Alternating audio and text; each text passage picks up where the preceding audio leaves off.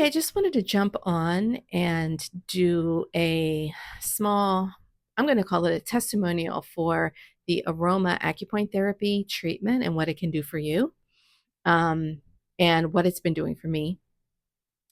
So, I have long been interested in aromatherapy, mostly as it relates to mood enhancing benefits, right?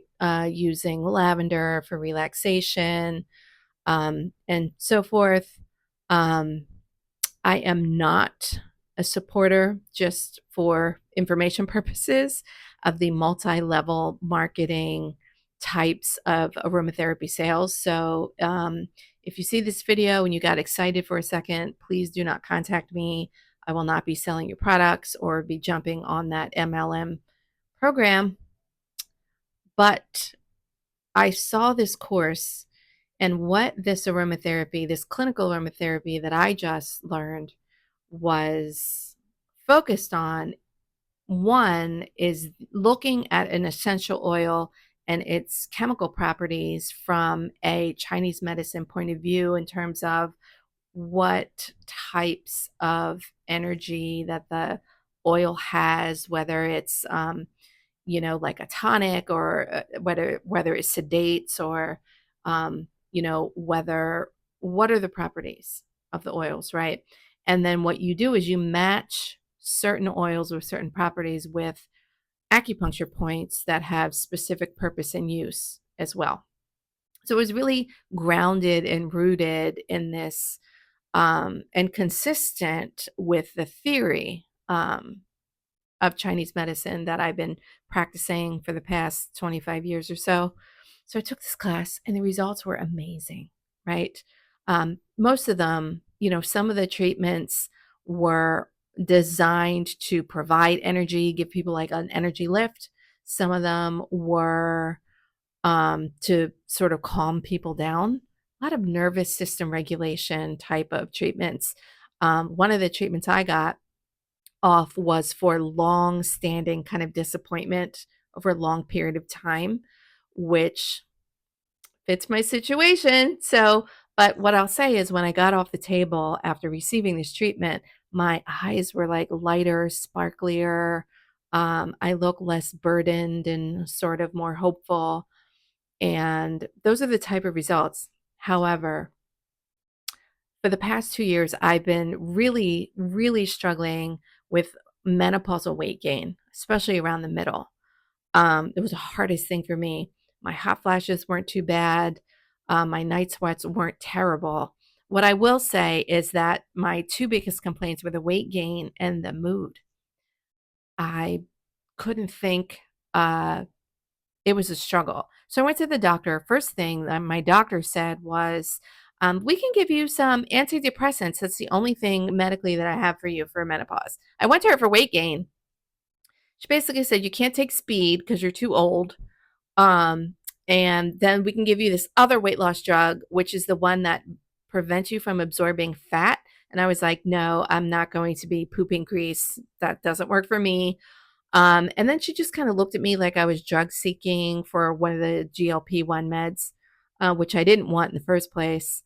And I was like, thank you very much. I'm going to leave. I was like, what about HRT? She said, you need to go see your OB for that. Went to the OB, asked for the lowest possible dose of hormone replacement therapy, which I did get on. And it has been very successful at stabilizing my mood, and sort of calming my brain down. Did nothing for the weight loss, which is exactly what the doctor said. I was hoping it would. It did not. Um, so I do all the things, right? I go to the gym 2, 3 times a week. I lift weights. I teach therapeutic movement. My job is very active. I walk my dog 3 times a day. I am by no means sedentary. I do all of the things, right? I teach and coach anti-inflammatory nutrition, integrative nutrition, and I don't do a thing. I don't teach a thing that I'm not willing to do myself. So I was kind of at a loss. Started to settle into like, this is just how it's going to be. And then I took this class and I noticed most of the treatments you can't do on yourself because they involve points on the back. You have to be a little pretty precise with the location. But there's this one treatment for dampness. Interestingly enough, I'm filming this in late summer, which is damp season. Dampness as a concept in Chinese medicine really has to do with all things like mucus, not so much phlegm, but phlegm, mucus kind of combination, but yeast infections, bacterial infections, um, types of, I'm going to call them like swampy conditions. Um, if we link this to my experience in the garden, right now my zinnias starting, I'm going to say about 2 weeks ago, started to be covered in powdery mildew. And if you have a garden, this is powdery mildew time. And that's dampness, right? Taking hold right exactly at this time of year. The garden has taught me so much. But to get back to my experience, um, you can hold dampness in your body. Now, my best friend in acupuncture school used to tell me all the time, "You're so damp. You're so damp." As a stubborn provider, I didn't think I was because I don't have the classic symptoms, which is thick, greasy, sticky tongue coating, right? That's your yeast infection in your mouth. That's the candida overgrowth. Um, damp, right? I've never had any of that, never. But he insisted. So for me, I'm not so far out of balance for anything like that to show up. I don't get chronic yeast infections. I don't have any clinical signs of dampness.